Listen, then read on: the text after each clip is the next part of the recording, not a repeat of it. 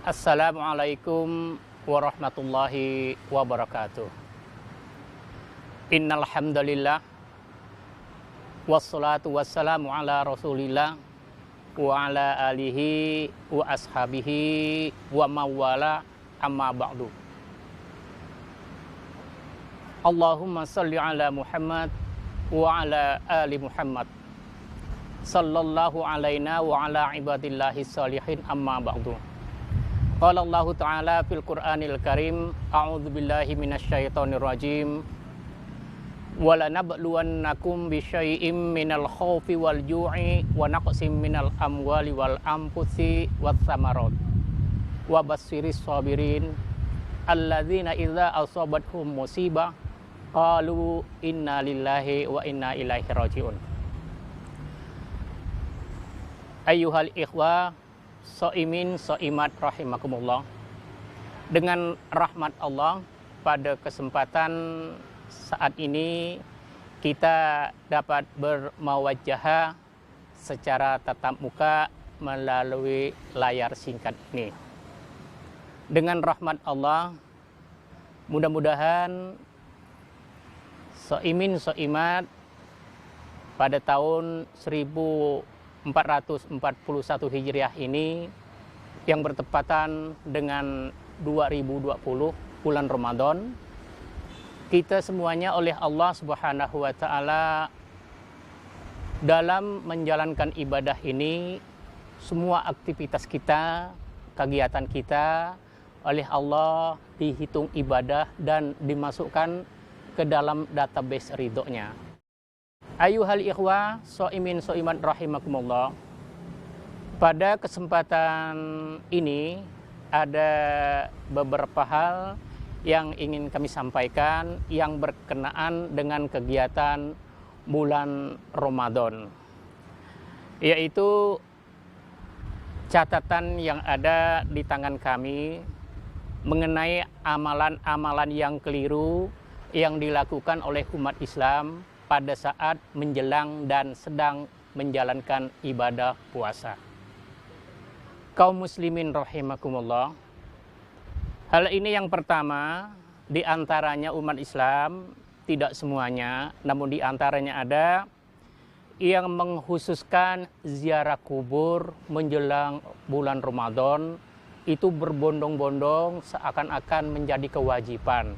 Padahal hal ini tidak pernah dicontohkan oleh Rasulullah SAW.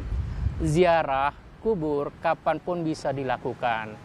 Kata Rasulullah, ziarah kubur itu adalah untuk mengingatkan pada diri kita bahwa kita nanti akan seperti ini orang yang diziarahi ini. Bukan dikhususkan ada kiat-kiat waktu-waktu tertentu. Hal ini tidak pernah dicontohkan oleh baginda Rasulullah SAW selaku junjungan kita. Yang kedua, ada di antaranya yang dilakukan, amalan ini dilakukan oleh kaum muslimin. Sekali lagi tidak semuanya. Ada yang dinamakan padusan. Padusan atau mandi secara beramai-ramai di sungai. Nah, di sini mandinya itu dengan cara bercampur baur antara laki-laki dan perempuan. Ini kalau ditanya kepada mereka kenapa itu dilakukan, katanya akan membuang dosa. Yang jelas kalau seperti itu bukan membuang dosa, tapi menambah daki. Hal ini mereka yang berkeyakinan bahwa menjelang bulan Ramadan mandi bersama ini akan menghilangkan dosa, itu hanya sekedar sebagai hayalan-hayalan yang menjadi mitos bagi umat Islam. Itu tidak pernah dicontohkan oleh Rasulullah SAW. Mudah-mudahan setelah mendengar ini, yang pernah melakukan, Allah kasih hidayah, petunjuk, dan kita mengikuti sunnah Rasulullah SAW. Puasa Ramadan adalah napak tilas baginda Rasulullah SAW. Mari kita jalankan apa yang ada dalilnya dan kerjakan apa yang tidak dijumpai dalilnya. Yang ketiga, di antaranya ada yang mendahului puasa 2 hari atau 3 hari, 2 hari, 1 hari sebelum bulan Ramadan. Hal ini tidak dicontohkan oleh Rasulullah SAW. Bahkan yang dicontohkan itu Rasulullah menjelang bulan puasa yang biasa disebut bulan Rajab, beliau hampir 1 bulan penuh, kata istrinya Siti Aisyah. Rasulullah itu hampir sebulan penuh. Namun menjelang sehari atau 2 hari Rasulullah tidak berpuasa lagi. Kenapa hal itu Rasulullah seperti itu?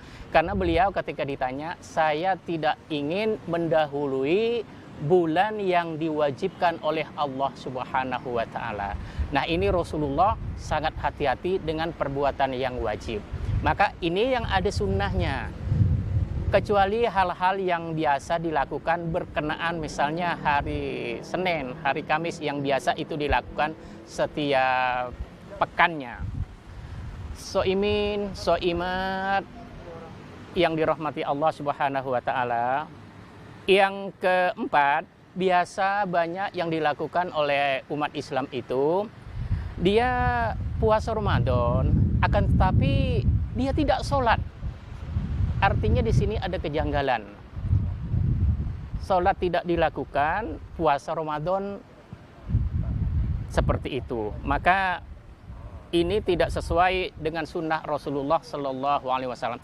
Seharusnya yang baik, yang benar, yang tepat sesuai dengan sunnah Rasulullah Sallallahu Alaihi Wasallam, yaitu puasa Ramadan dilakukan, sholat wajib dilakukan, semua hal-hal yang berkaitan untuk memakmurkan bulan Ramadan itu seluruhnya dilakukan. Ini yang paling tepat. Ayuhal ikhwah, so'imin so'imat rahimakumullah.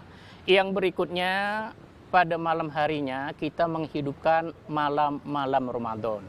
Banyak sekali kita lihat di kampung-kampung, di masjid, di kota, di surau melaksanakan Qiyamul Lail atau yang biasa kita kenal dengan sholat tarawih. Ada di antaranya saudara-saudara kita yang menjalankan ibadah sholat tarawih, tapi tidak sampai selesai. Misalnya sudah dapat berapa rakaat, itu sudah pulang. Seharusnya ibadah sholat Qiyam Lail itu di bulan Ramadan itu yang paling baik, yang paling bagus, yang sesuai dengan sunnah Rasulullah SAW itu, bubarnya, selesainya harus bersamaan dengan imam. Ini ada di antaranya di tengah perjalanan atau kurang beberapa rakaat sudah ditinggalkan, tidak diselesaikan sholat Qiyam Ramadan itu, Qiyamul Lail atau tarawih itu, pulang. Entah apa alasannya, ya mungkin ada urusan syar'i, itu tidak jadi masalah. Tapi hal ini biasanya orangnya tetap pemain lama. Alasannya yang tidak syar'i. Padahal Rasulullah Shallallahu Alaihi Wasallam menyampaikan dalam sabdanya, innahu man qama ma'al imam hatta yansarifa kutiba lahu qiyamul lailah.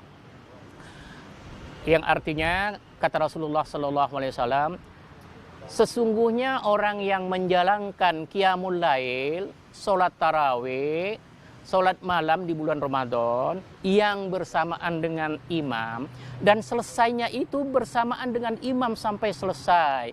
Imam pulang, ya kita pulang, imam salam, kita ya salam. Maka oleh Allah Subhanahu wa Ta'ala, kalau sholat seperti itu akan dicatat oleh Allah sebagai sholat sepanjang malam. Nah, ini pahalanya besar di sisi Allah, maka kita harus menjalankan sunnah yang sesungguhnya.